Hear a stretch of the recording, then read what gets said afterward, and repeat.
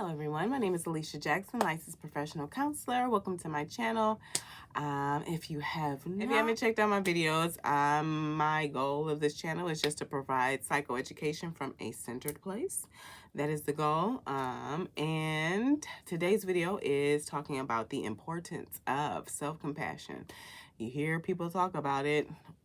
What's so important? What are the benefits? Why should I do it? Let's find out. And subscribe to the channel. You might as well do it. You're here. Just subscribe to the channel. Like the video, of course. And let's go. All right, so self-compassion. What's so important about it? Why is it something we can do? So let's first define self-compassion, because there might be there's multiple definitions out there first, right? And my definition is pretty layered.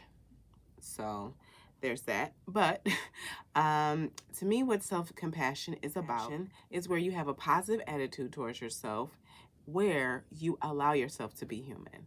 You allow yourself grace, you allow yourself to mess up, and you know that if you do mess up, or when you do mess up, because it's not a if, it's a when. When you do mess up, that it doesn't make or break your value, it doesn't diminish you, it doesn't take away from you. You are still able to be yourself that deserves kindness. You still get to practice kindness to yourself. You get to receive that kindness from yourself without any guilt about it.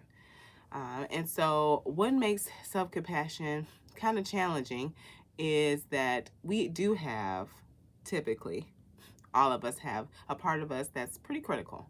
And that critical part, I don't want to even beat up on that part of us. I want to show compassion to that part of us that's critical, because that part of us is usually trying to protect or prevent us from being in a place where we're doing something that's maybe not appropriate, or could get us in trouble, or get us embarrassed, or where we make a mistake, right? And so it's like, don't do that, don't do this, don't do that, you know? And so we have that critical voice in our head to protect us.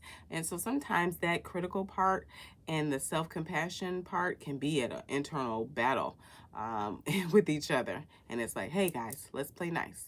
Let's play nice. And so let's talk about, or let's get into the importance of self-compassion.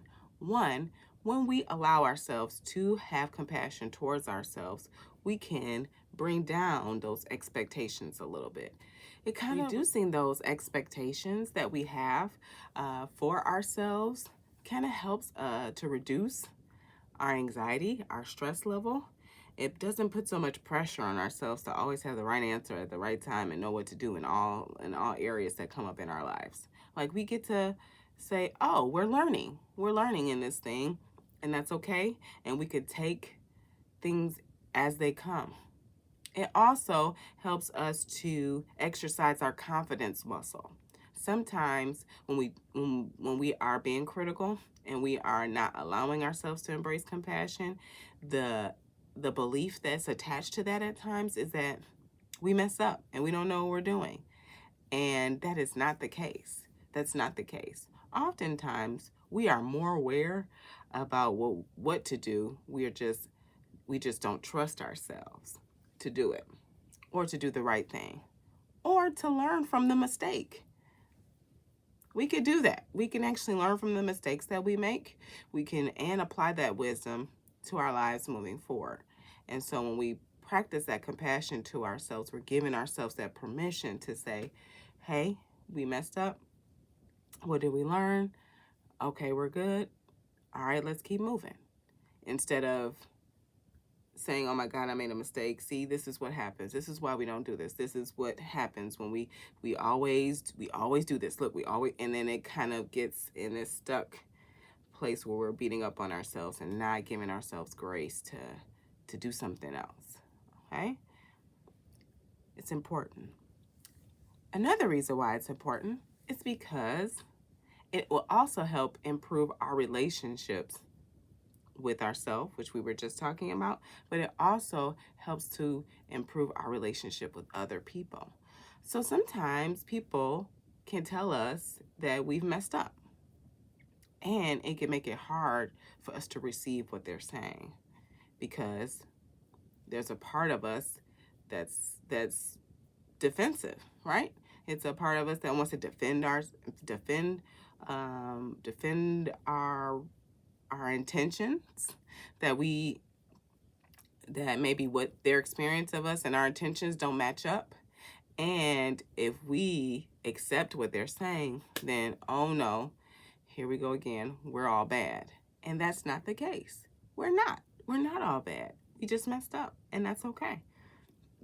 So we can receive what other people are saying and their experiences of us more when we practice self-compassion.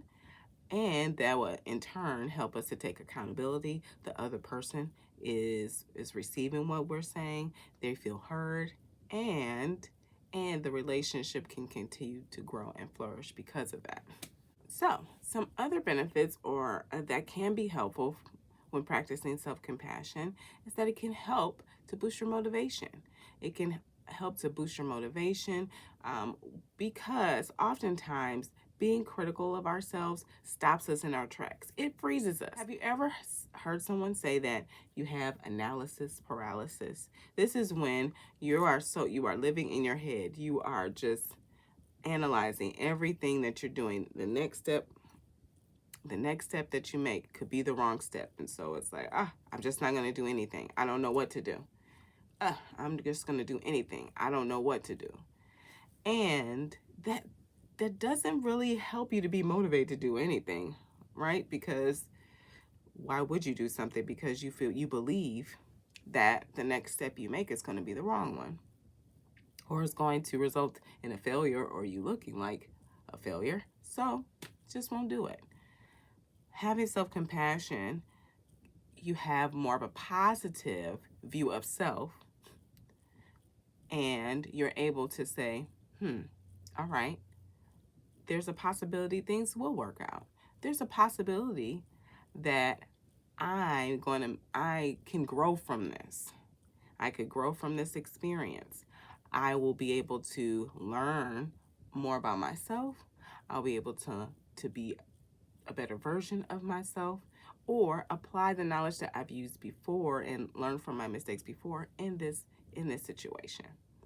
It helps you to build that sense of self, and therefore you'll feel more motivated to continue to move forward and reach your goals that you need. The reason why self-compassion is so important is because we are entering a new year, and we are talking about goals, resolutions, vision boards, whatever. We're trying to shift some things, right, in our lives. We're trying to make some changes, or we're still heading in the in the direction of some changes that are yet in progress, right? And one of the ways that we utilize self-compassion as a tool to help us when we do make a mistake. Oftentimes, the reason why people quit is because they don't know how to show compassion to themselves.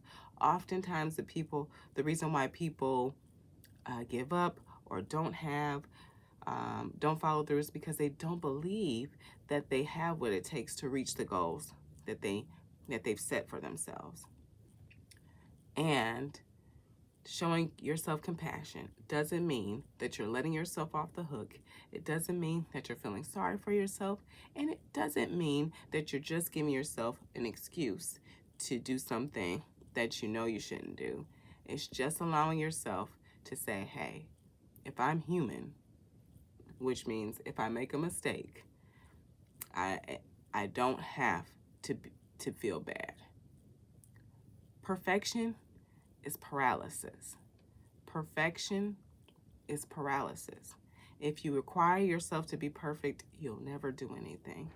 And you give yourself grace, you allow yourself space to be human, to make mistakes, to get up, try again, and reach your goals. It may not be when you thought you were going to reach them, but you're better off, or you'll be better off allowing yourself grace to reach your goals and to move forward. I hope this has been helpful for you. And if you have learned anything or or if this checked any of your boxes, feel free to check that like button and subscribe to the channel, and of course share with those, as we are all learning and in this journey of showing some compassion to ourselves. It's so important, so important. It's the key to how we love ourselves and love others. Thanks so much for watching. Take care. See you next time. Peace.